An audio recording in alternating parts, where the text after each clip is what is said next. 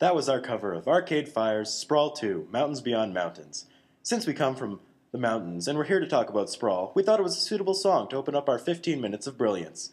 But you may be wondering why us small-town mountain kids are here to talk about Sprawl. We don't have it in Jasper. In fact, we have town limits which severely restrict expansion and sprawl. So, does it affect us? Well, when you're used to a small town and then head out to a city like Calgary, we are blown away by how much those cities have embraced urban sprawl. On the bright side, every time I drive there, it takes less and less time. But has it ever occurred to you that urban sprawl is probably the most common form of development project? And has it ever occurred to you where else we tend to use that term? A guy gets off work, and he says to his wife, I think I'm just going to spend the rest of the night sprawled out on the couch watching TV. Seemingly unrelated, yes, but think of the terms you associate with that scenario. Spread out, messy, disconnected from the outside world, lazy, maybe even the word zombie.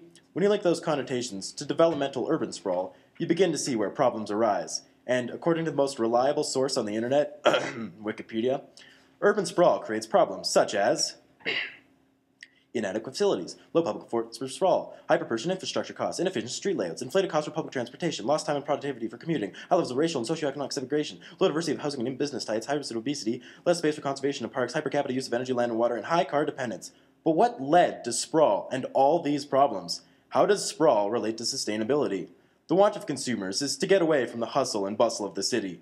Then, houses were built in order to satisfy this want, and to save time in architectural design, and to get better prices on bulk building materials. They were built as if they came from a cookie cutter, each one the same as the last, so that driving down the street brings back nostalgic memories of a Flintstones cartoon, where the same scenery passes by again, and again, and again. But, hold on for a moment. Should we be associating bedrock with this unsustainable type of development? I mean, look at the Flintstones. They have incredibly low-emission transportation that keeps their obesity issues at a minimum, locally sourced stone buildings which fit the context of their community, and equal opportunity for all species. Notice how almost all different species of dinosaurs were employed for a job fit for their skill set? In fact, I'd go as far to say that dinosaurs were bedrock's key resource. And now that I think about it more, those worker dinosaurs may have been abused and exploited as a key resource.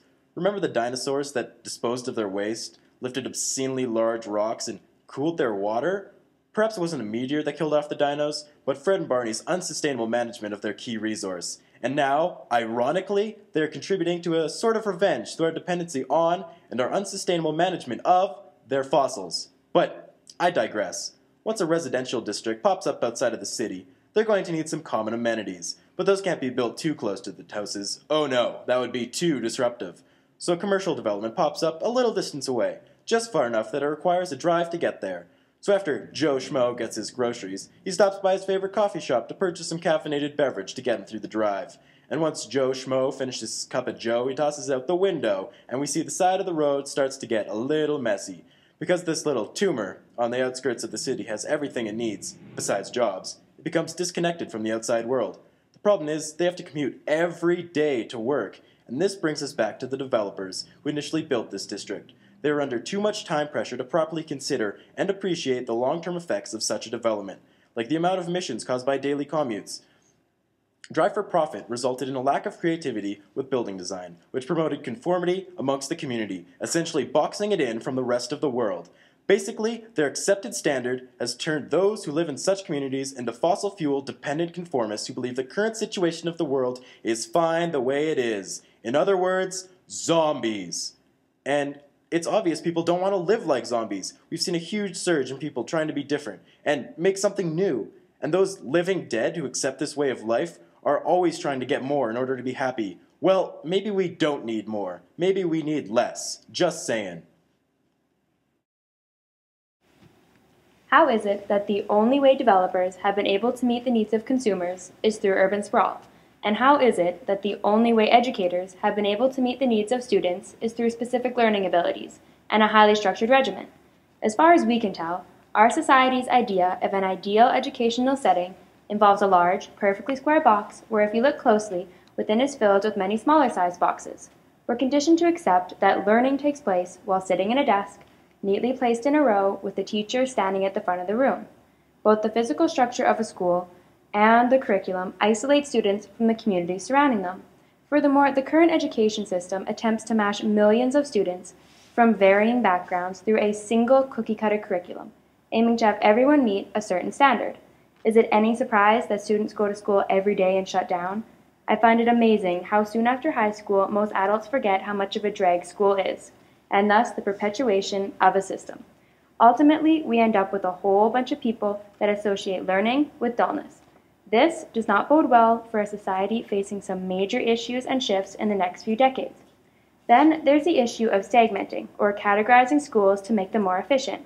Think about age groups, academic levels, subject areas. All create this faulty perception that things in the real world can be categorized neatly into little piles. The ironic thing about this so-called efficiency is that the system disengages students and they can't see the relevance of the topics they're learning. To me, applying knowledge is not calculating the time it takes for a train leaving Jasper at 2:30 in the afternoon on a Tuesday to end up in Vancouver while traveling at an average speed of 80 kilometers an hour over the 800-kilometer distance. You would think that a simple calculation would solve that problem, and the answer would be 10 hours. That's the thing though, unless a student knew about foreign and domestic fuel prices, the advent of an automobile culture over top of a more train-centered culture, the economics and politics behind subsidization of transport versus non-person transport railway in a globalized economic climate, the answer should be 10 hours in Canada. The interesting thing is that it took us 20 hours to actually travel here. So you see, instead of making an education system all about sucking up copious amounts of information for no better reason than to regurgitate it back onto a test at the end of the term, perhaps we could think of an education that's a little more practical. Until I'm paired alongside Tom Cruise in Mission Impossible 4, I find it difficult to comprehend the relevance of time problem solving in complete isolation. Moreover, I believe the role of standardized tests perfectly complements conformity within our society and the alienation of those who don't fit in the predetermined mold. And the more these students stand out, the more they feel the pressure to conform, thus straying farther and farther away from their true passions and creativity in an attempt to feel like they fit in. They lose out on opportunities to grow as individuals, and the unique qualities are never appreciated. After all, as Sir Ken Robinson describes, human communities depend on a diversity of talent, not a singular conception of ability.